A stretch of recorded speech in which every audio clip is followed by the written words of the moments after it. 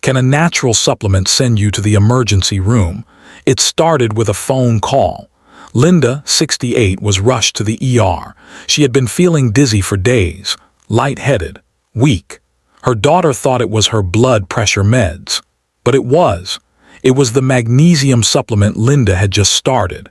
The same one she picked up at the health store because the label promised calm, better sleep, and relaxed muscles. She followed the instructions, took it every night. And yet here she was, hooked up to monitors, confused, scared. Linda isn't alone. Across the country, more and more people are turning to magnesium. It's natural, it's essential, it's in over 300 enzyme reactions.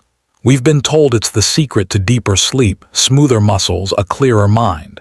And if you've ever taken magnesium for sleep, cramps, or stress, this could be your story too. But here's the truth. Magnesium is powerful. And like any powerful tool, it can heal or it can harm. It all depends on context. The dose on the bottle isn't the dose your body absorbs. The timing of your medication matters more than you think. And the fillers in your capsules, they could be working against you every single day. In this episode, we're going beyond the hype. We'll unpack the 6 biggest truths about magnesium that most people never hear. Because this isn't just about getting more magnesium. It's about getting smarter with it. We'll walk through what labels don't tell you, which drugs silently clash with magnesium, why some symptoms mean you're healing, and others mean you're going too far. If you've ever taken magnesium and thought, why? Am I still tired? Why? Are my cramps not going away? Why? Is my sleep still off? This video is for you, because magnesium isn't magic, it's science. And it needs to be matched to your biology. If you've ever felt unsure about which supplement to trust, stay with me. This might change the way you think about your health. By the end, you won't just know how to take magnesium. You'll know how to listen to your body and use this mineral to rebuild energy, clarity, and long-term resilience. Ready? Let's begin. Number 1, the label trap. Why 400 mg might not be what you think. You walk into a store, scan the supplement shelf, and there it is.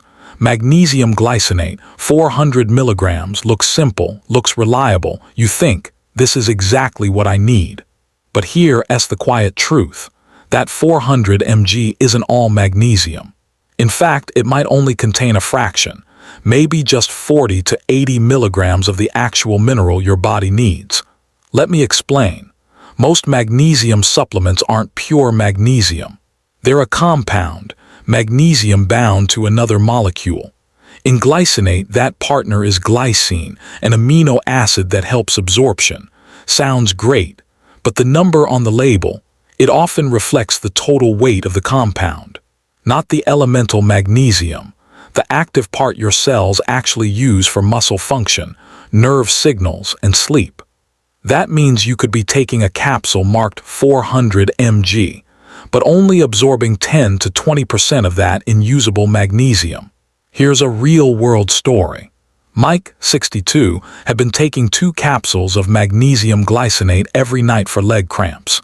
800 mg total, or so he thought. But when his blood pressure dropped and fatigue set in, his doctor ran labs. The result? Magnesium overload. Turns out, the brand Mike used listed 400 mg of elemental magnesium, not compound weight. So he was actually taking 800 mg of real magnesium daily, well above the safe upper limit for his age. Now, that's not to say magnesium is bad. It's essential. But misunderstanding the math can lead to overdosing. And overdosing can quietly cause symptoms like nausea, low blood pressure, or even heart rhythm issues. So what's the takeaway here? Don't just read the label. Interpret it. Look for the words elemental magnesium. If it's not there, check the company's website or contact support. And when in doubt, start low. 100 to 200 mg of elemental magnesium is plenty for most people starting out. This isn't about fear. It's about being smarter than the marketing. Because when you give your body what it actually needs, not just what the label claims, you feel the difference. And now that you understand the numbers game, let's look at something even more invisible, the hidden ingredients that may quietly sabotage your results. Coming up next, number 2, the hidden saboteurs, additives that work against you. Corinne had done everything right. She bought a well-reviewed magnesium supplement online, clean-looking bottle, trusted brand, no artificial flavors. And yet 2 weeks in, her bloating returned. Her sleep got worse, and she started feeling more anxious, not less. Confused, she reached out, and that's when we looked closer, not at the front label, but the fine print on the back. Magnesium glycinate, 200 mg. Sounds good, but buried underneath, magnesium stearate, titanium dioxide, maltodextrin. That's when the puzzle clicked. These weren't active ingredients. They were additives, the so-called inactive components that help shape pills, preserve shelf life, or speed up manufacturing. But for some people, especially those with inflammation, gut sensitivity, or metabolic challenges, these inactives are anything but harmless. Let's unpack a few of them. Magnesium stearate. Despite its name, it's not magnesium. It's a lubricant. It helps pills slide out of machines. But in your gut, it can form a thin, waxy film, slowing down absorption of not just magnesium but other nutrients too. Titanium dioxide. Used to whiten pills. It gives that bright, clean look. But multiple health authorities, including the European Food Safety Authority, have raised concerns about its long-term accumulation, especially when taken daily. Maltodextrin, a sweet-tasting powder with a glycemic index higher than sugar. It spikes blood glucose and may feed inflammation, which, ironically, are two of the very problems magnesium is meant to help. See the disconnect. Here's the quiet danger. You may be choosing magnesium to calm your system, but the surrounding additives might be doing the opposite. So how do you protect yourself? Start with the label. Look for additive-free, no excipients, or clean formula. If it lists magnesium stearate, titanium dioxide, or maltodextrin, move on. Better yet, try this. Drop the capsule into a glass of warm water. If an oily film rises, it likely contains stearates. If it tastes sweet, it may have hidden sugars. The lesson here: it's not just about what you're taking, it's about what's riding along with it. Choose wisely and your supplement becomes fuel. Choose blindly and it can become friction. And speaking of friction, in the next section, we'll look at something even more important: when magnesium and medications collide. A gentle mineral, but in the wrong context, it can interfere with the very drugs keeping your heart, blood sugar, or nerves in balance. Coming up next, number 3, silent interference, magnesium's dangerous drug interactions. It was supposed to be a simple solution. Frank, 68, had started magnesium glycinate on the advice of a friend. He was hoping for better sleep and fewer muscle cramps, but one weekend he fainted while gardening. His blood pressure had dropped suddenly.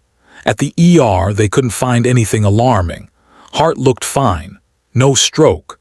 But when the nurse asked what supplements he'd been taking, he mentioned magnesium, alongside his blood pressure medication. That's when the dots connected. Here's something many people don't realize. Magnesium isn't just a mineral, it's a charged particle. That charge makes it essential for nerve signals, heart rhythms, and muscle function. But it also makes magnesium chemically reactive, especially in the gut and bloodstream. That means magnesium can bind to, amplify, or block the effects of many common medications. Let's go through a few examples. 1. Antibiotics like doxycycline and ciprofloxacin. These depend on quick absorption in the upper gut, but magnesium can latch onto these drug molecules, forming clumps the body can't absorb. Result: the antibiotics become useless, flushed out before they work. That's why pharmacists recommend spacing them at least 4 hours apart. 2. Blood pressure medications like amlodipine or nifedipine. Magnesium naturally lowers blood pressure. Good news, unless you're already on meds doing the same job. Together they can overcorrect, leading to dizziness, lightheadedness, or fainting like Frank. 3. Diabetes medications, including metformin or insulin. Magnesium improves insulin sensitivity. But if you're already on glucose-lowering drugs, combining the two can trigger hypoglycemia, especially if you skip a meal or have reduced kidney function. 4. Diuretics commonly prescribed to older adults. Some, like hydrochlorothiazide, drain magnesium through urine. Others, like spironolactone, retain it, increasing blood levels too much. So the same mineral can become either a deficiency risk or an overload, depending on the medication. 5. Proton pump inhibitors, PPIs, like omeprazole. These reduce stomach acid. Less acid equals less magnesium absorption. Over time, this can lead to silent magnesium deficiency, even if you're supplementing. The tricky part: these effects build slowly. They're easy to miss, and doctors don't always catch the connection. So how do you stay safe? Simple protocol: check your meds. Are you taking antibiotics, PPIs, blood pressure meds, diuretics, or diabetes drugs? Separate timing. Give magnesium a 2 to 4 hour buffer from your prescriptions. Start low. 100-150 mg elemental magnesium is a safe starting point. Watch for signs: new fatigue, dizziness, mood dips, or blood sugar swings. Recheck timing and dosage. Ask your doctor or pharmacist, does this supplement interact with my meds? That one question could prevent a cascade of symptoms blamed on aging, but really caused by silent interference. Frank didn't need to stop magnesium. He just needed to space it out, tweak the dose, and listen to his body. Within 2 weeks, he was sleeping better, without dizziness. Lesson: even something natural needs context, especially when your body is managing multiple moving parts. And speaking of moving parts, there's something else we often forget. Magnesium isn't a solo act. It depends on a few key nutrient partners to work properly. Without them, even the best supplement can feel ineffective. Up next, number 4, nutrient synergy. Magnesium doesn't work alone. Let's explore the essential vitamins and minerals that unlock magnesium's full power. Margaret was doing everything right. Magnesium glycinate before bed, hydration, gentle stretching. But still, she woke up stiff, tired, a little foggy. She said to me, "I thought this supplement was supposed to help me feel better. Why does it feel like nothing's happening?" The answer wasn't more magnesium. It was missing nutrients. You see, magnesium is powerful, no doubt. But it's not a one-man show. It needs a supporting cast to actually do its job. In the body, this is called nutrient synergy. Let's unpack that gently. Think of your body like a symphony. Magnesium might be the conductor, but without tuned instruments like potassium, calcium, vitamin D, and B vitamins, the music falls apart. Here's where it gets interesting. 1. Potassium is magnesium's right-hand partner. Together, they control muscle contractions, nerve signals, and energy production. But when potassium is low, magnesium can't do its job, no matter how much you take. In fact, a 2019 study found that 30% of people with normal magnesium levels but low potassium still had muscle cramps. Margaret, she'd been avoiding bananas and sweet potatoes because she was watching her carbs. We added back half an avocado and some spinach daily. That changed everything. 2. Calcium is another major player. You need it, but in balance. Too much calcium and not enough magnesium creates a state of excitability. That means tight muscles, restless sleep, jittery nerves. Most Western diets push calcium too high thanks to dairy and fortified foods. The ideal ratio, about 2:1 calcium to magnesium, but many Americans are sitting at 4:1 or more. 3. Vitamin D acts like a traffic controller. It helps your body absorb and transport magnesium. Without enough vitamin D, your magnesium stays in the bottle, not in your bloodstream. A 2018 study in Nutrients showed people with low D needed more magnesium to feel the same benefits. If you're supplementing magnesium and still feel tired or stressed, low vitamin D might be the silent blocker. 4. B vitamins, especially B1 thiamine and B2 riboflavin, are the quiet backstage crew. They activate magnesium-dependent enzymes, especially for energy and nerve health. Without B1, your body can't properly use magnesium for blood sugar and brain support. Without B2, you might miss out on the migraine-reducing effects of magnesium. So what do? Here's your magnesium synergy checklist. Add 2 servings a day of potassium-rich foods like avocado, sweet potatoes, or white beans. Avoid excess calcium from fortified juices or megadose supplements. Get your vitamin D levels tested. Aim for 40-60 ng/ml. Take a balanced B complex or eat more sunflower seeds, lentils, and whole grains. And just like that, Margaret's stiffness eased. Her energy lifted. Her mind cleared. It wasn't about taking more of something. It was about bringing her body back into balance. Lesson: if magnesium isn't working for you, it may not be the dose. It might be the missing partners. Up next, let's tune into something even more important: the subtle signals your body is sending you when magnesium isn't the right fit, and how to adjust before it becomes a bigger issue. Number 5. Your body is speaking signs you're using magnesium wrong. Let's learn to listen. It was subtle at first. Ruth, age 67, started taking magnesium for her leg cramps, but after 2 weeks something felt off. She was more tired than usual, a little dizzy when standing up, and her digestion, sluggish. She called it just getting older. But her body was actually trying to tell her something. When it comes to magnesium, most people assume it's safe. And usually it is. But even natural things need context, especially when your body is already working hard to stay in balance. So how do you know if magnesium is helping you or quietly throwing things off? Let's break it down. 1. Digestive changes: loose stools, bloating, or mild nausea. These are the most common signs, especially if you're taking forms like magnesium citrate or oxide.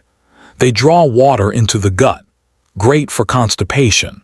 But if you're using them daily and don't need that effect, they can disrupt digestion and deplete electrolytes. 2. Muscle weakness or unusual fatigue. Magnesium powers energy production in your cells.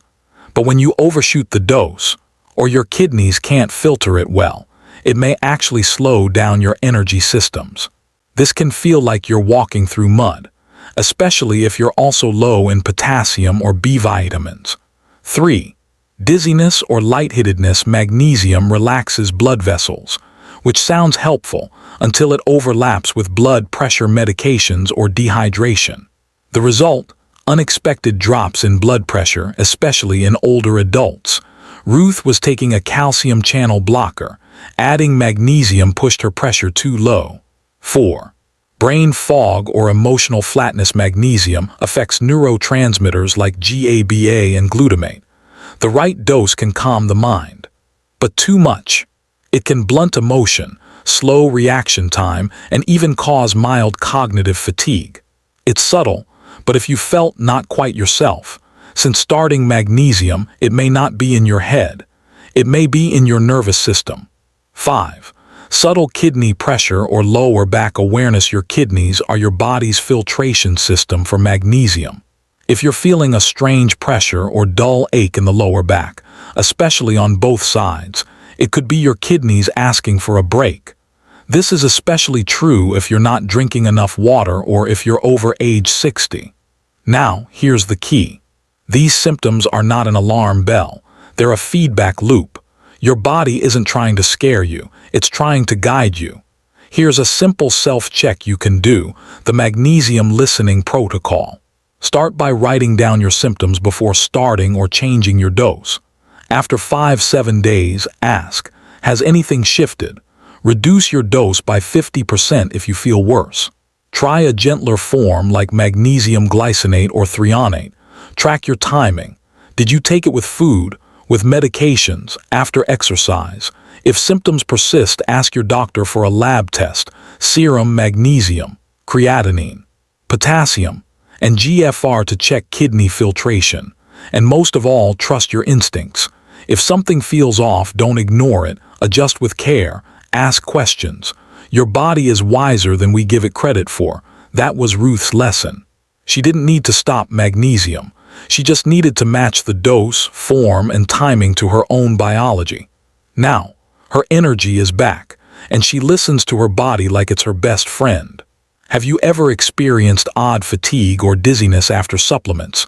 Drop a comment below, your story might help someone else.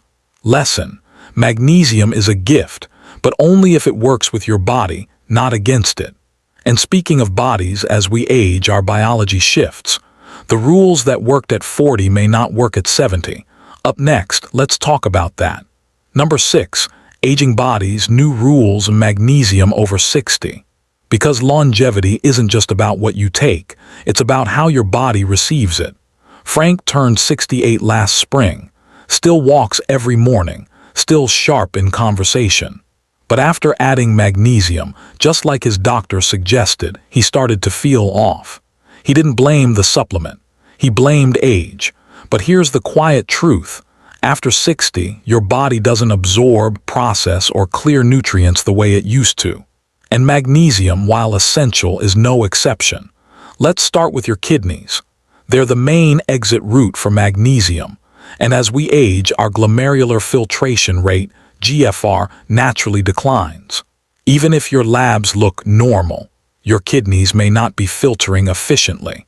That means even a moderate dose of magnesium can start to build up quietly over time. And that buildup doesn't always scream. Sometimes it whispers. You feel a little more tired. You nap more often. Maybe food doesn't sit quite right. Or your blood pressure dips lower than it used to. Frank noticed his hands trembled slightly when writing. His heart skipped a beat now and then. At first he thought stress, but when he cut his magnesium dose in half, the symptoms faded. That wasn't coincidence. That was physiology. Now add this in. The average adult over 60 takes at least 5 prescription medications. Some of those deplete magnesium. Others intensify its effect. And a few, like potassium-sparing diuretics, can raise magnesium to dangerous levels. So what does this mean for you or someone you love? It means the rules change, and we have to change with them. Here's what to watch for. 1. The magnesium timing rule: space supplements at least 2 hours away from other medications, especially blood pressure meds, diuretics, and antibiotics. This reduces the risk of interactions and unpredictable absorption. 2. The start low, go slow rule for adults over 60. The safest way to begin is 100 mg of elemental magnesium, especially in gentle forms like glycinate or threonate. Wait 5-7 days. If no symptoms emerge and desired effects haven't appeared, increase gradually. 3. The kidney check rule: even if you feel fine, ask your doctor to check.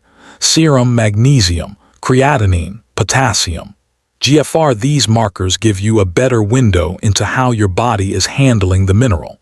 For the hydration rule, water matters more than ever.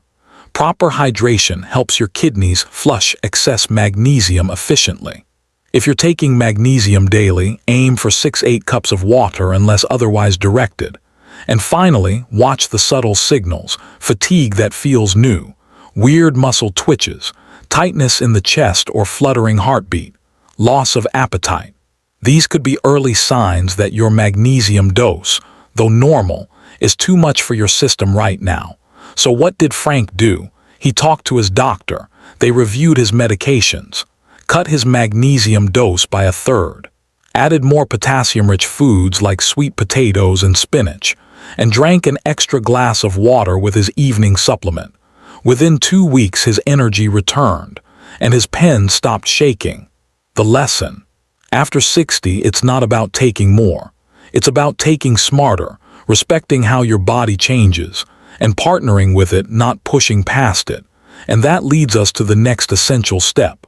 Because sometimes, listening to your body isn't enough.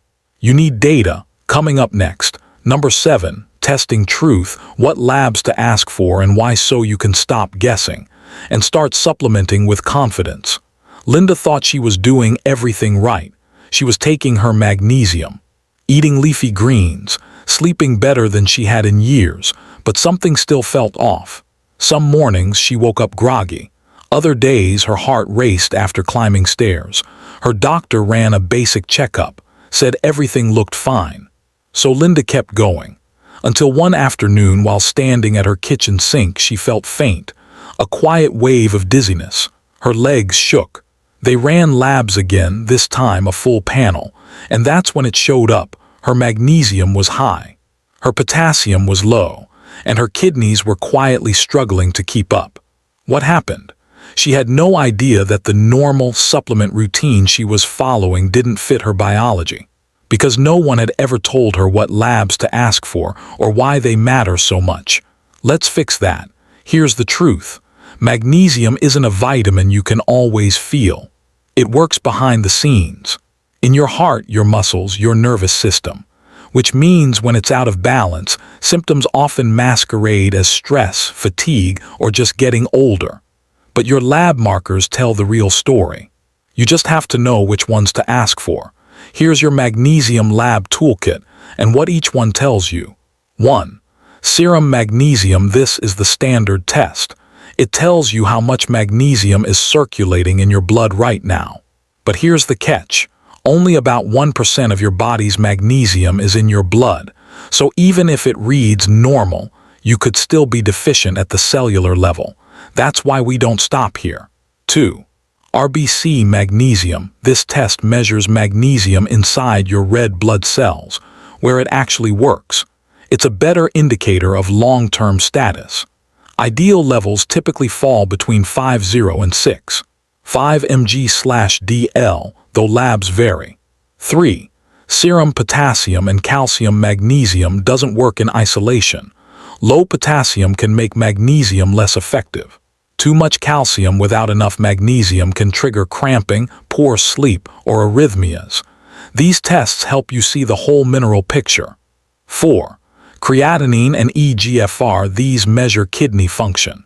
And they matter deeply, especially after age 60. Because if your kidneys are slowing down, magnesium can quietly build up to risky levels. 5. Vitamin D and B vitamins, especially B1, B2. Why?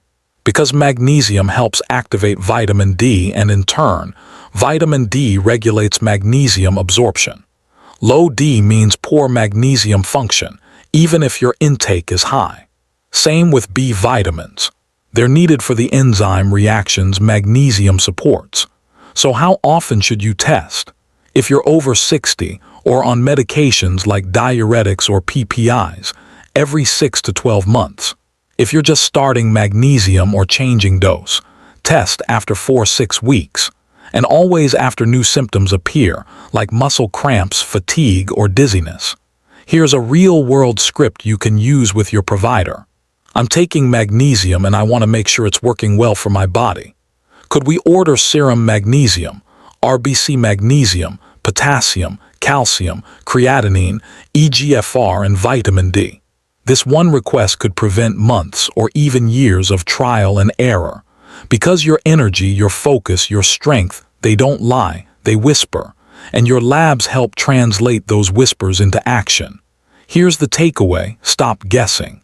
Start testing, because smart supplementation starts with the right information, not assumptions. And now that you know what to ask for, let's talk about what to do with it. Coming up next, number 8. Smarter supplement strategy, dose, form, and timing, because the right magnesium in the wrong form or taken at the wrong time can still lead you down the wrong path. Steve had every good intention. He bought the best-reviewed magnesium on the shelf, took it daily, faithfully. But 2 weeks in, his sleep wasn't better, his energy was flat, and the stomach cramps. That was new. He started to wonder, was magnesium really right for him? Or was he just doing it wrong? Here's the truth most people don't hear. Magnesium is not just what you take. It's also how and when you take it. Because this mineral isn't magic, it's metabolism. And the form, dose, and timing all shape how it works in your body. Let's make this simple. Part 1. The form matters. Not all magnesium is created equal. Some forms are fast and harsh.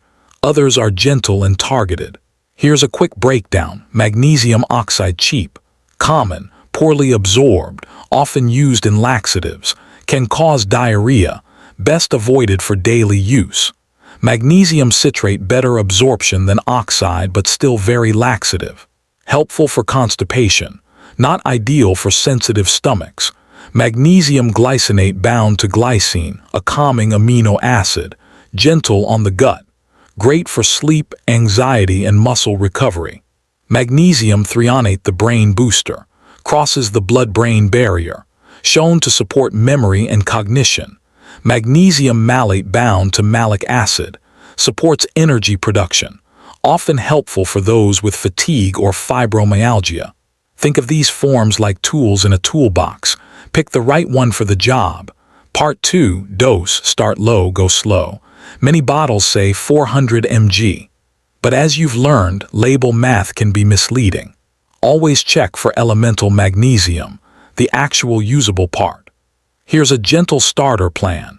Begin with 100 mg elemental magnesium, preferably glycinate or threonate. Take it with food to support absorption. Wait 5-7 days. Monitor how you feel. Still tight, restless, or fatigued? Increase to 200 mg. Only go up in 50-100 mg steps every 5-7 days. Most people feel best between 200-350 mg/day. But always stay under 400 mg/day unless supervised by a provider, especially if you're over 60 or on medications. Part 3, timing is everything. This might be the most overlooked piece. For better sleep and relaxation, take magnesium 30-60 minutes before bed. It calms the nervous system and lowers cortisol.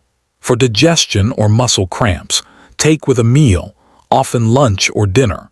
If on medications like antibiotics, PPIs, or diuretics, space magnesium at least 2 hours apart to avoid interference. Some people even split doses, half in the morning, half at night, for more steady benefit. Remember, magnesium works subtly, not instantly. If you miss a night or two, don't panic. It's about rhythm, not perfection. Here's a real-world story. Carol, a 68-year-old retired teacher, was taking 400 mg magnesium oxide at bedtime. She thought it would help her sleep. Instead, she was up with bloating and loose bowels. After switching to 150 mg of magnesium glycinate and taking it an hour before bed with herbal tea, she started sleeping through the night. No more stomach issues. And she woke up refreshed, not groggy. Her dose didn't go up. Her strategy changed. Here's your smarter supplement checklist. Choose your form based on your goal. Start with 100-200 mg elemental magnesium. Increase slowly only if needed. Take with food unless for sleep.